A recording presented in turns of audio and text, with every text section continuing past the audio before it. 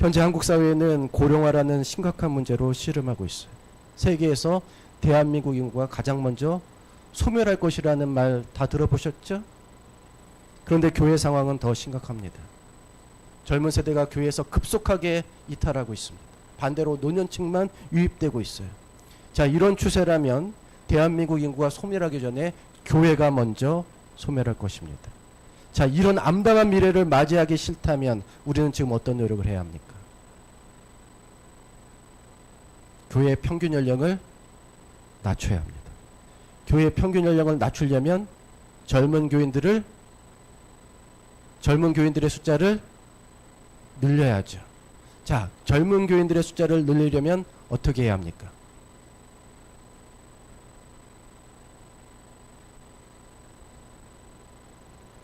딱 떠오르는 것은 젊은 사람들에게 맞는 프로그램을 운영하는 것이죠. 맞습니까? 예. 당연히 그렇게 해야 합니다. 그런데 이것이 최고의 답은 아니에요. 왜냐하면 이것은 어른들의 접근 방식이기 때문입니다. 어른들의 방식은 뭐예요? 더하는 방식이에요.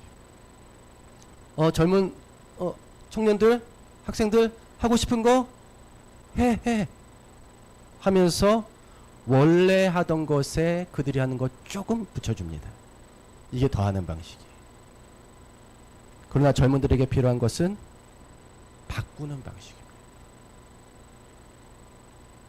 컴퓨터를 예로 들겠습니다. 컴퓨터를 산 지 10년이 지났어요. 그동안 인터넷 속성은 엄청나게 빨라졌고 프로그램 사이즈도 커지고 이미지와 영상의 화질도 비약적으로 발전했습니다. 하지만 10년 된 이 컴퓨터로는 이 모든 것을 따라가지 못해요. 복잡한 작업은 불가능하고 영상도 자주 끊깁니다. 가장 중요한 문제는 이 컴퓨터로는 우리 집 아이가 하고 싶은 것을 할 수가 없다는 거예요. 어떻게 해야 됩니까? 아니, 메모리 추가?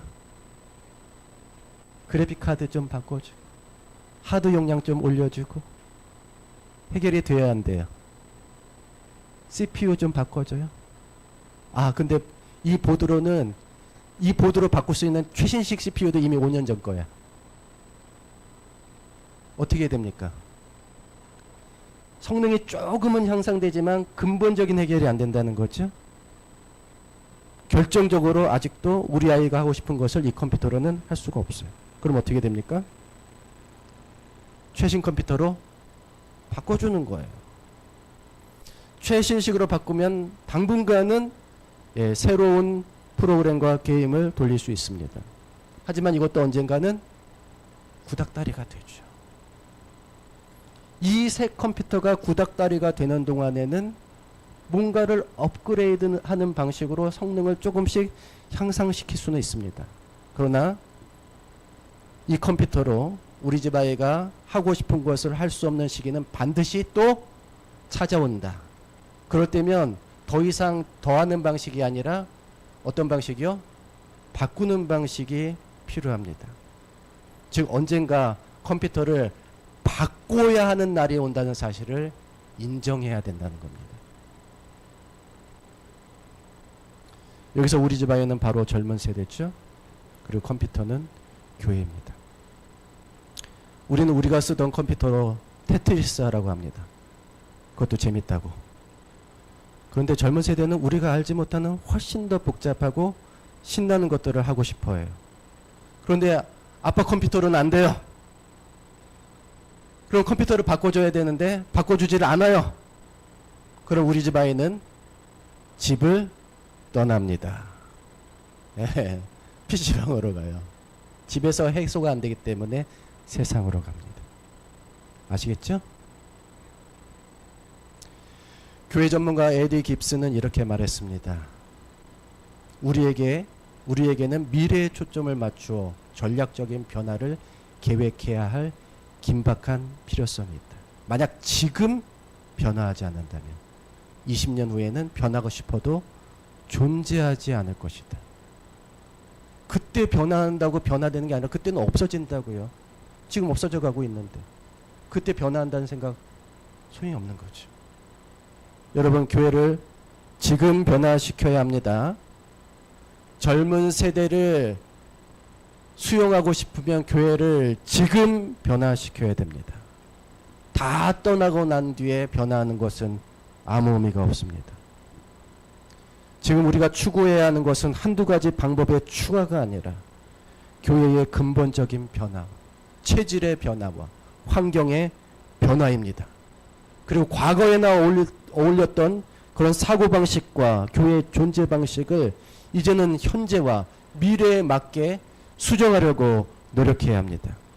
우리의 틀에 젊은이들을 억지로 끼워 맞추려는 것이 아니라 그들에게 필요한 틀을 찾아주고 그 안에서 그들을 부르시는 하나님의 음성에 반응하는 방법을 스스로 찾아낼 수 있도록 도우려고 해야 합니다.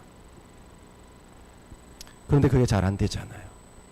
그게 잘 됐으면 오늘날 교회들이 이렇게 고령화되었겠습니까?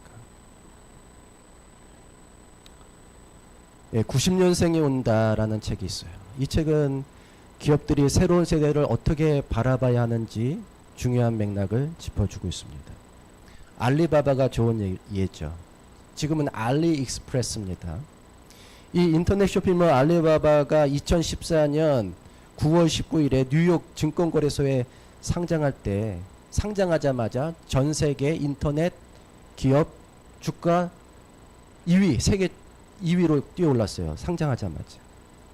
그런데 그날 거래 개시를 알린 행사에 종을 친 사람은 알리바바의 회장이 아니라 거기서 물건을 파는 젊은 사업가 8명이었습니다. 심지어 이 회사는 인터넷 시대에는 젊은 감각이 필요하다는 신념하에 임원진을 꾸준히 40대로 유지하고 있어요. 이렇듯 알리바바의 성공은 젊은 세대에 대한 무한한 신뢰를 바탕으로 이루어지고 있습니다. 교회와 비즈니스 사이의 단순한 비교는 무리일 수 있지만 사회 변화의 속도가 빠를수록 변화에 대처할 수 있는 젊은 세대의 역할은 교회에서도 절대적일 수밖에 없습니다. 그런데 이들이 교회에서 역할을 하는 것은 고사하고 그들이 머물러 있을 환경조차 조성되어 있지 않다는 것입니다. 여러분, 문제가 심각합니다. 빠른 대처가 필요합니다.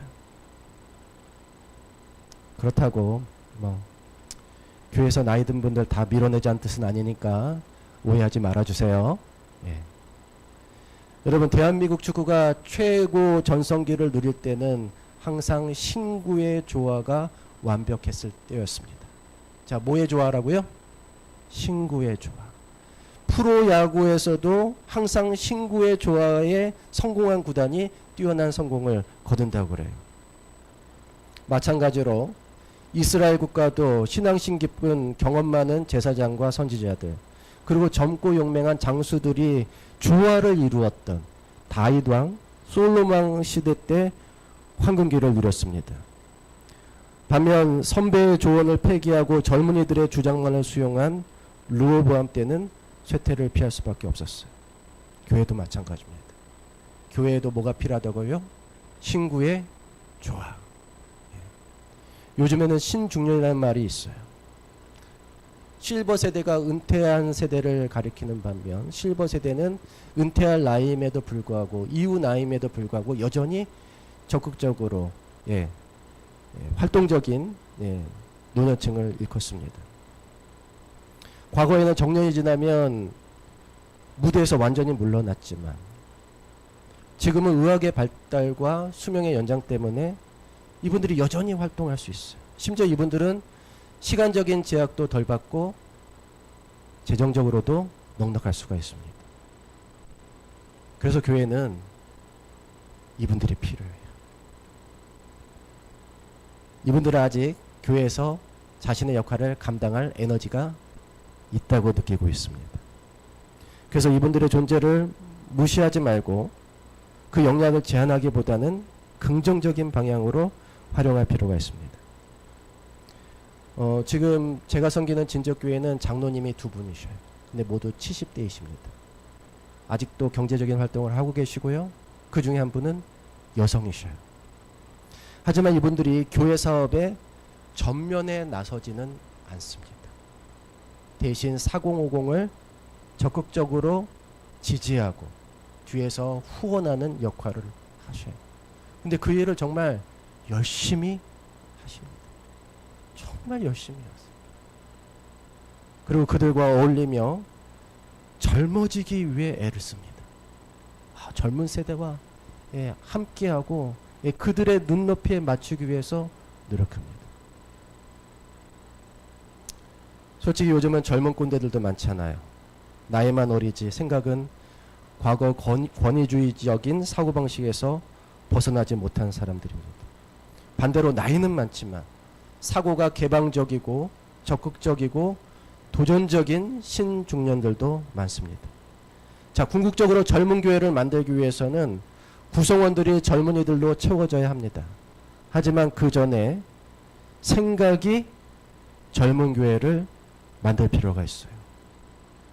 생각이 젊은 교회.